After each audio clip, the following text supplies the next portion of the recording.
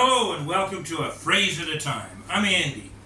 Okay, so we're going to talk about a quote from Mark Twain, also known as Samuel Langhorne Clemens, and we'll get into that in a minute, but first I want to give you a little bit of background about Mr. Twain. Okay, so Samuel Langhorne Clemens, which is the birth name of Mark Twain, changed his name into what we could call a pen name. Yes, there's a pen right there. So a pen name is a pen with a name on it. No, just kidding. The idea of a pen name is you want to be recognized. And if you have a name that is complicated or long or hard to remember, many times you change to a pen name. Other people do it because they want anonymity. For example, Franklin W. Dixon, who wrote the famous Hardy Boys series. I believe he's a relative, actually, of a New Jersey Devils goaltender by the name of Martin Brodeur. You're like, why am I telling you that story?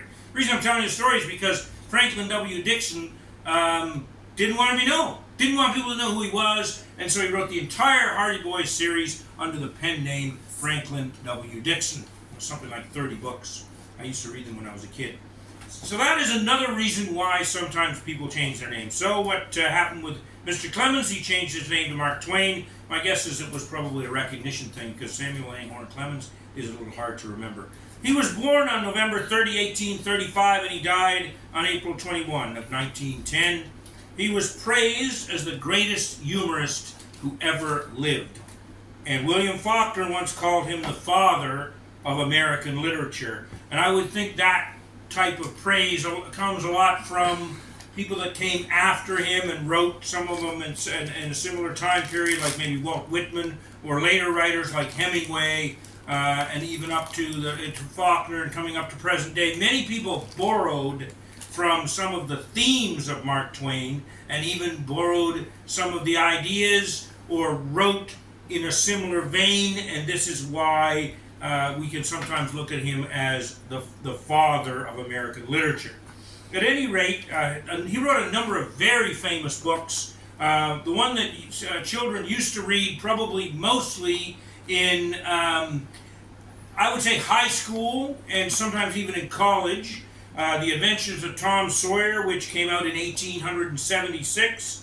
Another very famous book which many people have read, I've read and enjoyed both of these, is The Adventures of Huckleberry Finn, which came out in 1884. Another one, A Connecticut Yankee in King Arthur's Court, came out in 1885. There are also a number of others. He also wrote essays, and he wrote nonfiction books as well. But he was most known for his sort of American adventure stories. One of the things they talk about him as a humorist. One of the things I thought was amazing that he did in the book, The Adventures of Huckleberry Finn, is he's got Huck Finn. Actually, he's the main character of the book. He's a young boy, maybe early teenage years, 14, something like that, and he's on a raft with a slave named Jim, and he's actually trying to help Jim get to what they call the free states, which were the northern states at the time that didn't have slavery. So he's trying to get him. He called it lit out for we lit out for the territories, and lit out simply means to get the heck out of somewhere and go to somewhere else. And so they lit out for the territories, and the territories were the non-slave states. And on the raft, he's telling this story, and everything is inverted between what's good and what's bad. And he's going through what he's been taught, which is essentially that, blacks aren't really people. They aren't to be treated like normal human beings. In those days, they thought of a black as 2/5 of a human being under some of the laws of the time, which, of course, today we look at that as ridiculous. This was considered right, if you like, putting the quotes around it. And so Huckleberry Finn was thinking, my goodness, like this guy Jim is just a normal human being. He's just like me. He's a good guy. I enjoy talking to him. He's a family man, so on and so forth.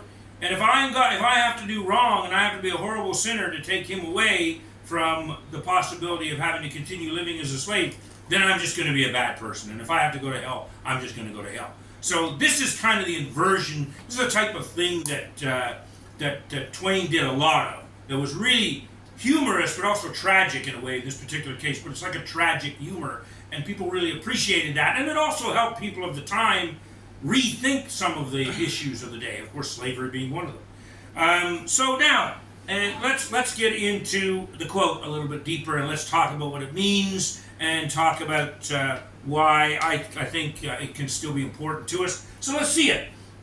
Let's look at what he's done here. It's not the size of the dog in the fight. Well, there we're talking about the actual animal, right? The dog. I mean, is it a big dog? Is it a small dog? Is it, is it a Chihuahua? Is it a Great Dane? What kind of dog is it? This kind of thing. It's not the size of the dog in the fight, is in the fight itself. The fight being, this conflict that's presumably going on, if you look at it on the literal level, a conflict between two dogs, on the literal level. And then he says, it's the size of the fight in the dog. So now he's switching the meaning of the word fight. Is now it takes on, how can we say it, an emotional meaning, a character meaning, a meaning of what kind of person are you, what kind of drive do you have, what kind of determination, are you willing to dig deep, in the words of Marcus Aurelius, dig deep the well within, ever dig and it will ever flow. This is the kind of thing that we're talking about. So fight takes on another meaning, and this is something that as one of the greatest humorists, many as I said before, portrayed him as the greatest American humorist. This is something that Twain was a genius at doing. And what you can see he's done here is he's taken the fight from the meaning of, in this case, obviously we realize, oh, he's talking about dogs fighting. Is he really talking about dogs fighting? Of course he's not. He's talking about us fighting, right? So this is what he's done, is he's taken something that's very literal and then transferred the meaning of it into something that's more symbolic, something that's more metaphorical, something that that comes more from the inside of us, if you like. And so there's this is where we come to something that it's almost like you could say self-improvement literature, although I think, to be honest with you, Mark Twain probably would turn in his grave. So I apologize, Mr. Twain, if you're doing that right now, because I'm quite sure that he would never have thought of himself as a sort of Tony Robbins, Brian Tracy sort of self-improvement writer. But in a sense, that's kind of what he's doing here. These are encouraging words. These are words that can allow you to sort of say, wow, there's more in me than I thought. I'm capable of doing this. And to bring the resources out from inside of you. As the Thai monk Buddhadasa once said, build a university within. And what does that mean? It means build reserves of character inside of you from your own experience, your own reading, your own thinking, your own gestalt, if you like, of what you are, the genesis of yourself as a human being from the core of your being, if you like. And as I close on the meaning of this quote and the depth, and I do think this is something that we can really use, I'm going to share a quick story of something that Dr. Norman Vincent Peale, Reverend Dr. Norman Vincent Peale, said in one of his speeches a number of years ago.